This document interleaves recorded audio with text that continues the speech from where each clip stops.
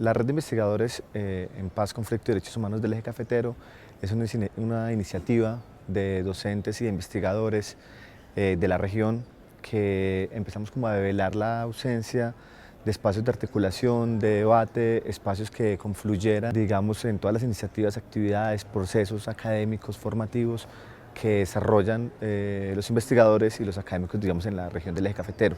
Fundamentalmente nos dimos cuenta de que había una ausencia, digamos, de reconocernos y de reconocer lo que estaba haciendo en la región sobre el tema de la paz, sobre el tema de los conflictos y sobre el tema de los derechos humanos, y de allí nace la iniciativa de conformar esta red. La red lleva conformada 2 años, ha desarrollado actividades formativas, producción bibliográfica, estudios, investigaciones sobre el tema y en particular de nuevos espacios de debate, de análisis y de construcción de posturas políticas, académicas sobre el tema de la paz a nivel regional. Nos parece fundamental eso como un eje de articulación en el momento que vive el país.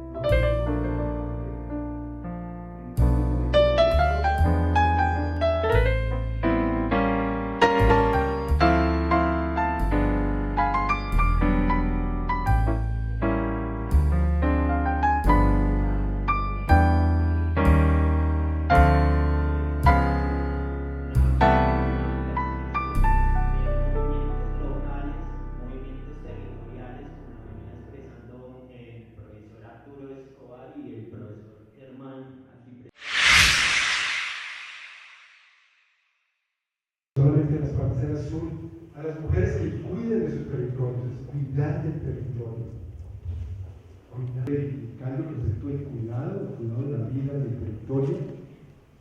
Nuestra tierra está, digamos, realizada por el concepto de comunidad, así que trabajamos en ello. ¿Saben? Porque leemos los símbolos. La vida es tejer, y lo que voy a hacer también es tejer 3 tipos de conocimientos.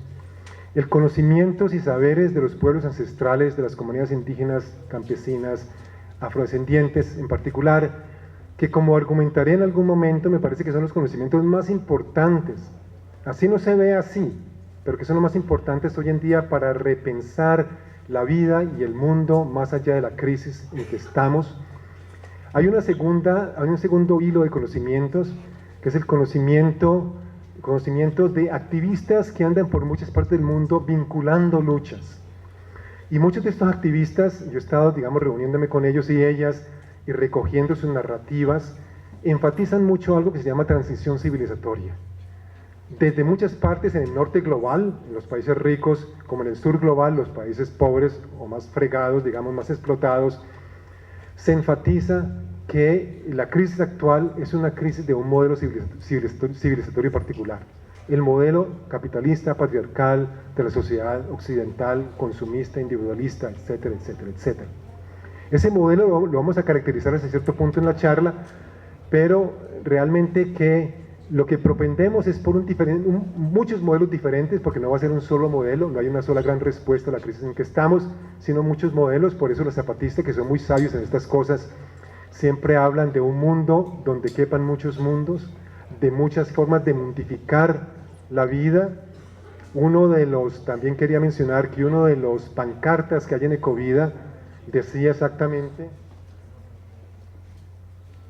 y lo quiero leer textualmente porque me llamó mucho la atención y me parece muy cercano lo que quiero decir, dice: vinimos a construir y a mundificar la vida. Mundificar la vida, ¿qué quiere decir eso? Entonces, de que la vida son entramados, la vida son mundos. No vivimos solamente, como nos imaginamos los modernos, de nuevo, individuos en casitas separadas, en ciudades separadas, sino que todo el universo es un todo y que todo existe porque todo lo demás existe. Y eso lo entiende muy bien los pueblos territorio, de nuevo los pueblos que han crecido y que han mantenido la relación integral con el territorio, una relación integral social, económica, cultural, espiritual, a todo nivel, que no se ven a sí mismos como separados de esa cosa que los modernos llamamos naturaleza, sino que es un todo integrado, y que entonces construir el mundo, mundificar la vida, es eso. ¿Cómo construimos otros mundos? ¿Cómo mundificamos de otra forma? Entonces por ahí también quería empezar mi presentación. Y vamos a hablar entonces en el contexto de Ecovida, y atendiendo obviamente al llamado de José Humberto, de que hablemos también de la paz o de las paces y del posconflicto y la contribución de las luchas campesinas y luchas territoriales al posconflicto, de que hablaremos entonces también de todo esto y del contexto. Y vamos a comenzar con una frase que está, si leyeron la primera circular que envió José Humberto sobre Ecovida, vemos que el llamado de Ecovida también es para que reflexionemos colectivamente qué tanto, digamos, hemos avanzado en el reconocimiento cognitivo, tecnológico y social, evaluando avances y retrocesos de las luchas. Entonces, ¿cómo hacemos eso? Y se me olvidó un tercer hilo en los conocimientos y saberes que voy a estar hilando, entretejiendo. Decíamos que el primer hilo es el hilo de los conocimientos de los pueblos y de las comunidades. El segundo, el hilo de los activistas de muchas partes del mundo que andan por aquí, por allá, en Europa, en Estados Unidos, en América Latina, en Asia, en la China, en toda parte, entretejiendo luchas y mirando las cosas que hay en común entre las luchas también, pero que también hay muchas cosas diferentes. Y el tercer hilo es el hilo académico, es la beta académica. Es la beta, los académicos somos digamos, una tribu un poco triste, es una tribu un poco triste porque en cierta forma no tenemos comunidad, somos una tribu descomunalizada, porque abstraemos de la realidad, nos comunicamos solamente con otros académicos o académicas, la mayoría, hay muchas excepciones y cada vez hay más, y sé que en Colombia cada vez las jóvenes y los jóvenes académicos están cada vez más conectados con la tierra y con las luchas, pero que tradicionalmente los académicos nos hemos mantenido a ese nivel de generalidades, pero que eso también tiene cierto valor, ¿no es cierto?, de mirar cuáles son las tendencias a nivel global, a nivel mundial, y descubriremos entonces tendencias tanto a nivel global, digamos económicas, sociales, políticas, civilizatorias, como a nivel de la Tierra, del planeta, cambio climático sin duda, y que es la gran olvidada del conocimiento académico ha sido la Tierra misma, de que no nos hemos preocupado por pensar con la Tierra y desde la Tierra. Entonces vamos también a hacer eso. Entonces esto va a ser un cuento, digamos mi cuento, mi narrativa para ustedes, mi historia. Les voy a contar la historia como académico, pero que también es activista y que también ha escuchado y ha aprendido mucho de ustedes y de las comunidades. En cierta forma, como lo dice un amigo mío, es un ejercicio de devolver la palabra. Ustedes me dirán después si la estoy devolviendo bien o mal. Pero entonces parte de devolver la palabra, parte contarles de otras palabras que están diciendo en otras partes, y parte también contarles de cómo algunos académicos y académicos estamos pensando esa cosa de las transiciones, más allá del extractivismo, más allá del modelo de muerte del capital, como lo llaman los compañeros NASA, y más allá, digamos, de las sociedades consumistas contemporáneas. Entonces, ¿cómo sabemos? ¿Cómo reflexionamos? Y se me ocurría que hay 4 ejes para reflexionar sobre el avance de las luchas. Bueno, primero, a nivel local, bueno, pongámoslos todos de una vez para no tener que estar viendo y huyendo. A nivel local, esto es lo que viven ustedes todos los días, la presión sobre los territorios. No es solamente en Colombia, no es solamente en el Pacífico, no es solamente en el norte del Cauca, no es solamente en el Quindío, no es solamente en Caldas, no es solamente en Cañamón, Loma Prieta, no es solamente en todas partes del mundo. El concepto académico aquí es el concepto de acaparamiento de tierras. Los grandes capitalistas de todo el mundo, incluyendo ahora los chinos, los brasileños, todo el mundo está yendo y haciendo de las suyas por todo el mundo, acaparando tierras para megaproyectos, para extracción de minerales, para producir agrocombustibles, para lo que sea. Entonces, la presión sobre los territorios es una parte fundamental de las dinámicas que vamos a discutir. Y a esto vamos a ver, digamos, algo así como el antídoto a esa presión, a la respuesta, y es lo que yo veo de las luchas en que he estado, digamos, conectado especialmente con comunidades afrodescendientes. Llevo casi 25 años trabajando con activistas muy brillantes de comunidades negras en el Pacífico y en el norte del Cauca, sobre todo el proceso de comunidades negras.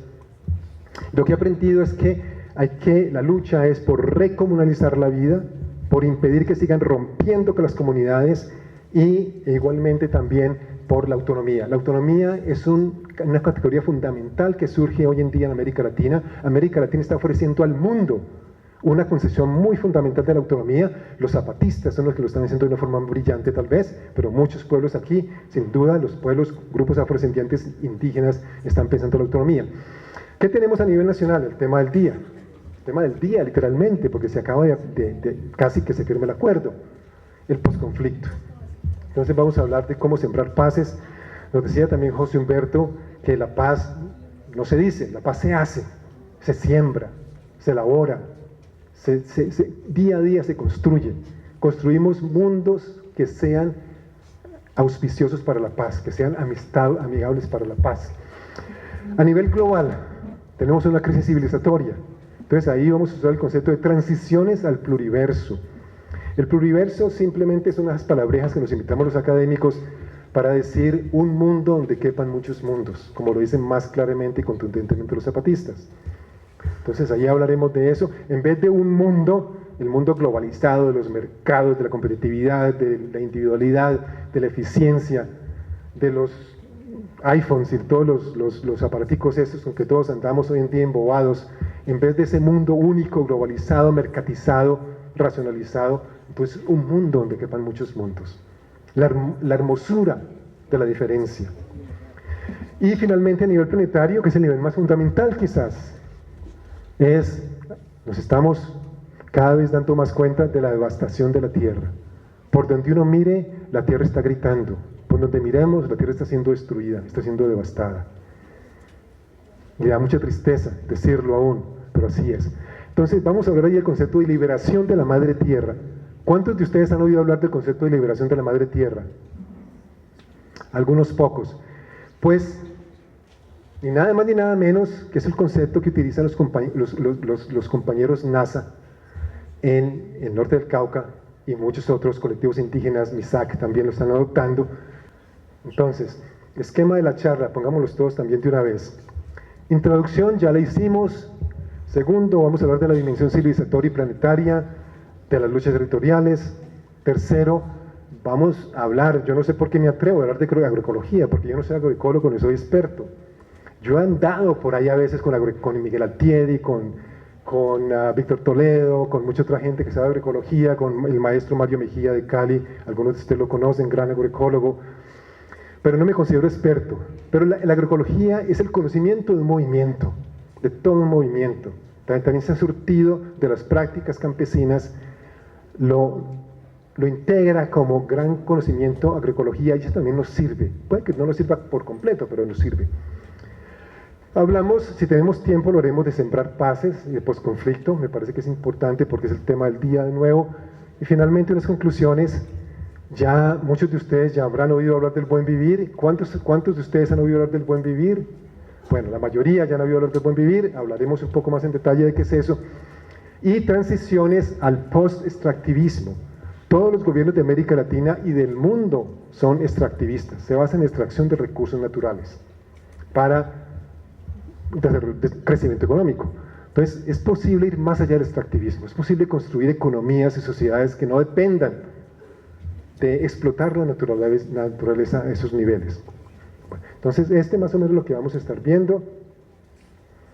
Y ahora sí, perdón, antes de pasar a las palabras de los compañeros NASA, esta es la diapositiva más ladrilluda, digamos, más teórica, si se quiere.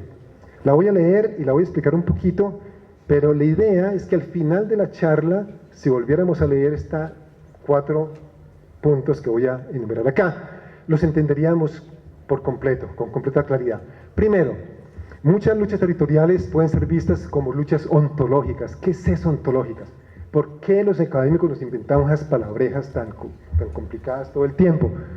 Porque nos permiten decir ciertas cosas que entendemos de lo que está pasando y que de pronto le dan una cierta relevancia también de algún tipo. Entonces simplemente quieren decir luchas por otros modelos de vida, por otras formas de ser, por otras formas de existir, por otras formas de tejer la vida, que no sean las formas, de nuevo, capitalistas, patriarcales, modernas, de la modernidad occidental, etcétera, etcétera. Estas luchas resisten el proyecto globalizador de crear un mundo hecho de un mundo. Es que el proyecto que viene de Washington y del gran capital y de las corporaciones es crear un mundo hecho de un mundo de solo transgénicos, un mundo de solo plantaciones, un mundo de solo mercados, un mundo de solo centros comerciales como los centros comerciales donde nos empobamos la clase media mirando las vitrinas, etcétera, etcétera. Y entonces capitalista, secular, liberal y que intenta reducir todos los mundos a uno solo. Y aquí viene la hipótesis. Es que estas luchas, y de nuevo mi contacto más inmediato ha sido con las luchas afrodescendientes del norte del Cauca y en parte indígenas y del Pacífico Sur, pueden ser consideradas como la avanzada de la búsqueda de modelos alternativos de vida, economía y sociedad. Pero los conocimientos que ustedes están produciendo, que están allí afuera, en Ecovida, en los toldos, en los talleres, para mí, después de llevar 40 años en estas bobadas de la academia y trasegando por muchas partes del mundo, mirando también con activistas de muchas partes del mundo qué es lo que está pasando, nos damos cuenta de que los académicos tenemos un conocimiento que es muy secundario hoy en día. Más aún, continuamos contribuyendo a la devastación. Los saberes propios de la agroecología construyen territorios por la soberanía alimentaria y el buen vivir. También había una pancarta que decía: la independencia es igual a soberanía alimentaria. Posconflicto igual a soberanía alimentaria, autonomía igual soberanía alimentaria. Entonces esa es la fórmula que vamos a investigar en este. Y finalmente, si yo me echo este discurso solamente académicos, ellos van a decir: este bobo perdió la cabeza ya, o romántico, idealista, o no sabe lo que está hablando. Ustedes lo entienden porque ustedes lo viven en el día a día. Entonces estamos en el posconflicto, vamos a entrar al posconflicto, supuestamente. ¿Qué significa eso? Algunas personas prefieren hablar de posacuerdo, me parece muy indicado. Yo comienzo con algo que dice otro maestro académico que se llama Boaventura de Sousa Santos. Él dice: la situación actual la podemos definir de la siguiente manera: enfrentamos problemas modernos para los cuales ya no hay soluciones modernas. Cambio climático, pobreza masiva, todas estas cosas son problemas creados por la modernidad, para los cuales la modernidad ya no tiene respuestas suficientes o contundentes. Segundo, ya hablamos de que los conocimientos de los colectivos y los pueblos territorio son esenciales para comprender el mundo y para su transformación. Habíamos dicho que son la avanzada para mí de esas transformaciones. Entonces, para mí es imposible construir la transición al posconflicto con las categorías y herramientas que crearon el conflicto. Y es que seguimos con el posconflicto, discutiendo el posconflicto con las categorías de desarrollo, de crecimiento económico, de efectividad, de eficiencia, de todas las mismas cosas que crearon el conflicto. Así no vamos a llegar realmente a una sociedad de un verdadero posconflicto. Entonces, ¿hacia dónde los transgénicos, locomotoras? Imagínense. Todo eso es integral al conflicto. Nada de eso nos saca del posconflicto. Entonces, para realmente salir del posconflicto y contribuir, un texto hermosísimo de Alfredo Molano, pero no alcanzo a leerlo. Le leo el texto de Alfredo Molano, pero después de esto nos cortamos las venas. No, mentiras. Pero es un texto, se lo voy a leer porque realmente es un gran... Alfredo Molano es el gran maestro, el gran narrador, el gran cronista de los pueblos que están siendo ocupados y destruidos. Miren esto que dice. Entre las aguas, esto lo escribió hace como un año, entre las aguas que van al Orinoco y las que desembocan en el Amazonas hay un enorme territorio. Hoy la mitad de los departamentos de Guaviní y Guapés están solicitados por grandes multinacionales. Han descubierto, con el beneplácito y sin duda información del gobierno colombiano, que esa gran región es una riquísima mina de oro, bronce, cobre, uranio y coltán. La codicia se ha disparado y no conoce límites. La locomotora arrasará con todo recurso minero de valor, dividirá a muerte a las comunidades indígenas, destrozará ríos, humedales, morichales, exterminará tigres, dantas, güíos y tucanes e impondrá su poder político y cultural. No quedará un chamán que sepa del pasado. Nada de lo que hasta ahora sucedió en este confín, caucho, coca, Biblia, ropa, sal, armas de fuego, mercurio, transferencias, regalías, será comparable a la brutalidad civilizadora que desplegará la nueva infernal máquina del exterminio. Quien no conoció la región se quedará sin saber que existió, porque se destruiría ese mundo. Se va a destruir y se está destruyendo, como lo están destruyendo a todos. Yo creo que Alfredo Molano que apunta a eso de que la defensa es más que una cuestión económica, es más que una cuestión política, y el posconflicto y la paz va mucho más allá de lo económico y lo político y lo que llaman democracia. Va a una concepción fundamental de lo que es la vida del mundo, a las cosmovisiones, a que esa cosmovisión liberal, moderna, capitalista, patriarcal no sirve, nos está matando. Y son la que siguen, digamos, en boga en tantas partes de Colombia. Entonces, allí hay que meternos a la cuestión de la, disculpen que pase tan rápido, de repensar la democracia y repensar la paz.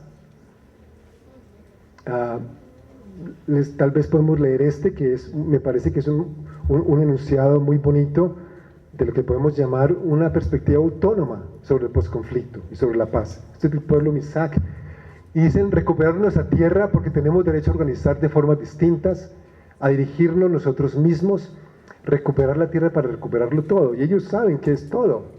Recuperar no es solamente tierra y recursos, es una forma de vivir, es un mundo, una forma de mundificar la vida, como decía en la pancarta de Covida esta mañana. Por eso tenemos que pensar con nuestra propia cabeza, transmitiendo nuestras propias experiencias, así como las de otros pueblos. El plan de vida Misak es una propuesta de construcción y reconstrucción de un espacio vital para nacer, crecer, permanecer y fluir. Fluir. ¿A quién se le imagina incluir fluir? Fluir. La vida es flujo, claro. La vida es flujo incesante. Nadie para la vida. ¿Quién para la vida? Los humanos la destruimos, pero no la paramos, aún así sigue. La vida es esa dinámica de la materia y la energía que siempre está cambiando y siempre está buscando formas diferentes, y que ese fluir, y que permanecemos en el fluir como pueblo. Impresionante. Vamos a hacer algunas reflexiones finales sobre el buen vivir. Digamos que las luchas que hemos visto en América Latina, en muchas partes del mundo, luchas étnico-territoriales, luchas de campesinos, de todos los nuevos jóvenes en las ecoaldeas, los movimientos neochamánicos, las nuevas formas de habitar el territorio en las ciudades, los territorios urbanos también, de reconectarse los unos con los otros y con la madre tierra, de que todo eso son prácticas de transición, son una forma de activismo de transición. son la transición civilizatoria que va avanzando, de la que estábamos hablando. Un colega en Uruguay, Eduardo Gudinas, que escribe mucho sobre esto, cosas muy pertinentes, habla de transiciones al post-extractivismo. ¿Por qué el post-extractivismo? Porque el modelo económico dominante se basa en el extractivismo. En los gobiernos de izquierda es neo-extractivismo, porque supuestamente las ganancias del extractivismo se reparten socialmente de una forma más equitativa, programas sociales, etc. En los programas brutalmente neoliberales como Colombia y México, las ganancias del extractivismo son para unos pocos y para las corporaciones. Entonces, ahora podemos pasar a un tipo de post-extractivismo donde hay un modelo económico que ya no dependa de extraer. Habrá algún tipo de extractivismo, pero será mucho más restringido. Bueno, y así vamos caminando hacia transiciones de vida, a modelos de vida más allá de la primacía del individuo, del mercado, de la racionalidad, la eficiencia, etcétera, etcétera. Hay vida después del extractivismo, parece impensable. El gobierno nos dice, no, es que dependemos de la minería, del petróleo, de todo esto, pura paja.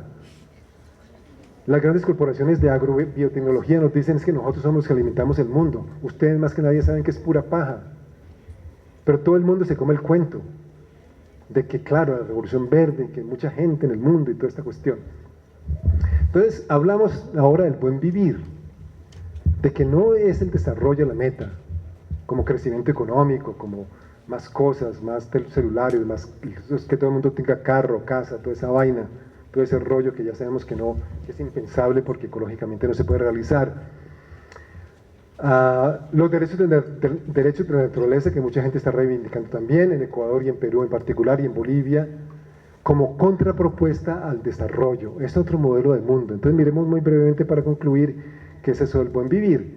El buen vivir comienza a surgir como concepto de las prácticas de las comunidades indígenas más que nada en los Andes, en los años 90. Es la práctica, digamos, tradicional ancestral que se va rearticulando y teorizando, conceptualizando por intelectuales indígenas, algunos académicos, activistas de la transición a nivel mundial que pasan por allí y empiezan a ver, sí, aquí está surgiendo algo interesante, algo muy nuevo. A eso lo empiezan a llamar buen vivir. Se origina entonces en los Andes, pero no se limita a los pueblos indígenas. Ahí hay, digamos, hay insumos también de ecologistas, de feministas, de algunos académicos. Se basa, tiene fuentes diversas, por tanto. Es específico de cada cultura tiene su propia forma de buen vivir.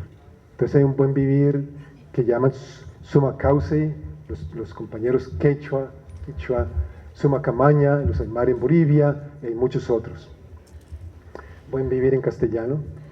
Es un modelo integral de la vida social que no es antropocéntrico, no se centra solamente en esa cosa que llamamos el hombre, que hay que acabar, sino que es biocéntrico, se centra en los derechos de la vida como un todo, del planeta como un todo. No es economicista ni principalmente materialista, es más integrador, reconoce lo comunal y lo espiritual. En la visión del desarrollo tradicional, lo comunal y lo espiritual no existe. Son casi que cosas que hay que destruir, más aún, para que avance. Las comunidades son un obstáculo al desarrollo. Entonces, pensamos que esto es una alternativa genuina al modelo occidental de desarrollo y de vida social. Ese es el debate que está pasando ahora en el continente, en América Latina, que empieza a pasar en Europa también. El amigo Gudinas, por ejemplo, lo explica de la siguiente forma. Tenemos que aquí estas distintas versiones del buen vivir, como el buen vivir campesino, andino, afrourbano, la Sumacamaña Aymara, la Sumacauce Quichua, la ecología profunda occidental, comparten un cierto grupo de principios, digamos que no es antropocéntrico, sino biocéntrico, que no es solamente materialista, aunque tiene aspecto materialista, sino también espiritual, de que es más comunal que individualista, de que respeta los flujos de la naturaleza, etcétera, etcétera. Entonces, y ya casi terminamos, les prometo, esta vez es verdad, y de que el buen vivir entonces se convierte como una plataforma para salir finalmente de esa cosa que llamamos modernidad, para la transición civilizatoria de la que estábamos hablando hasta hace poco. Es simplemente una forma de representarlo.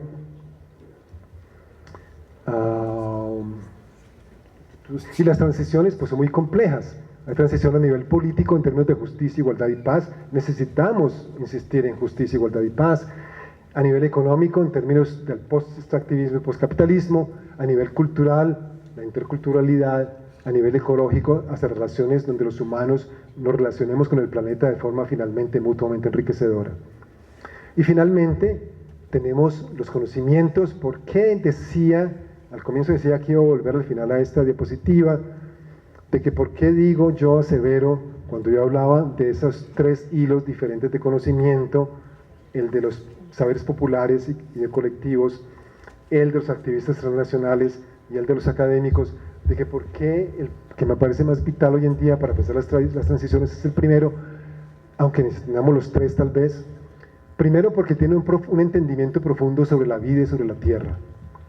Lo demostré con la lectura de las citas NASA, de los compañeros NASA, una cosmovisión relacional de la vida como un todo integrado, una estrategia política avanzada.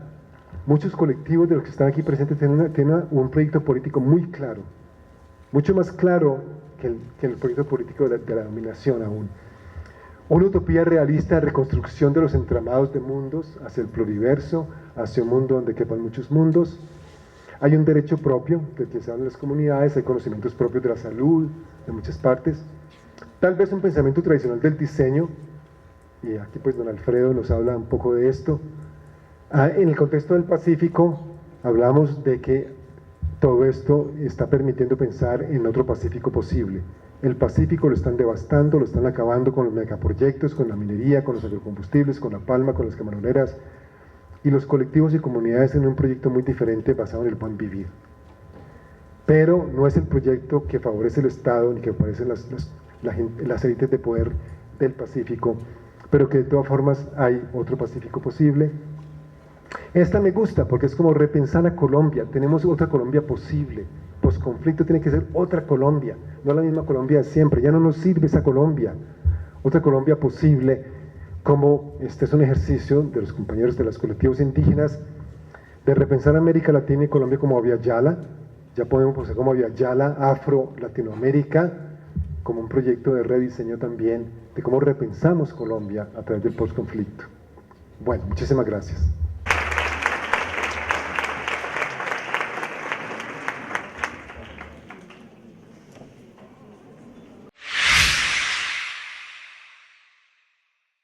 La pregunta, según entiendo, es una pregunta sobre la importancia de los acuerdos de paz que se van a firmar muy pronto.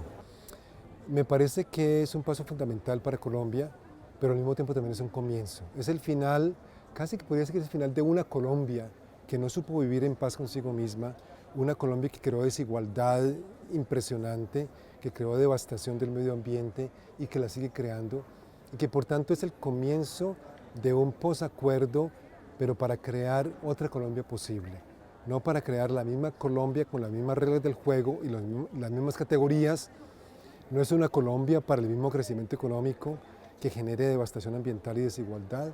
No es una Colombia para el llamado desarrollo que solo favorece a unas personas y a unos cuantos y que se da a expensas del medio ambiente, sino una Colombia para, como nos lo dicen tantos movimientos sociales hoy en día, para el buen vivir, para que creemos realmente un mundo donde todos los mundos puedan vivir en armonía entre ellos y con la naturaleza, para donde se acabe ese extractivismo brutal que está ocurriendo, donde se acabe la violencia tan brutal en que hemos caído, donde la vida ya no vale nada, es decir, donde realmente se cuide la vida, se cuiden los territorios, se cuiden los pueblos y donde se le dé primacía realmente a las propuestas que están surgiendo, no desde el Estado, no desde los expertos, no desde las compañías, sino precisamente a las propuestas desde los pueblos y desde los colectivos, como la propuesta de la agroecología, de las semillas, de la soberanía alimentaria, de los territorios colectivos, de los territorios campesinos, de que todo eso